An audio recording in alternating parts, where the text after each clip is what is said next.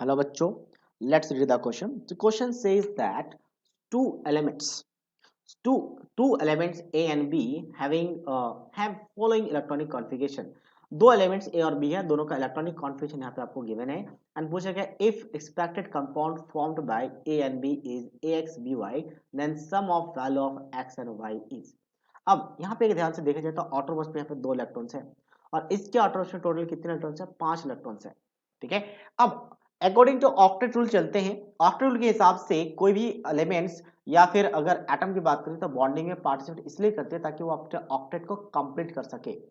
और जनरली हालांकि ये फेल हो जाता है बट ज्यादातर मोस्ट ऑफ द कंपाउंड में काम कर जाती है, जैसे यहाँ पे भी काम करेगी। तो ऑटोमोस्ट में 2 इलेक्ट्रॉन्स है तो 6 इलेक्ट्रॉन गेन करना बहुत ही डिफिकल्ट है। तो ए क्या कर सकते हैं, 2 इलेक्ट्रॉन को इजीली लॉस कर सकती है, क्योंकि अगर ये 2 इलेक्ट्रॉन को लॉस कर देगी तो यहाँ पे 2s2 2p6 बन जाएगा ऑटोमोस्ट में और स्टेबल कॉन्फ़िगरेशन मतलब आपका ऑक्टेट कंप्लीट हो जाएगा। तो इसलिए ये क्या करेगी, 2 इलेक्ट्रॉन को लॉस कर देगी। वही मैं बात करूं यहाँ पे तो 5 इलेक्ट्रॉन है तो 5 इलेक्ट्रॉन का लॉस डिफिकल्ट है बट 3 इलेक्ट्रॉन का गेन इजी है।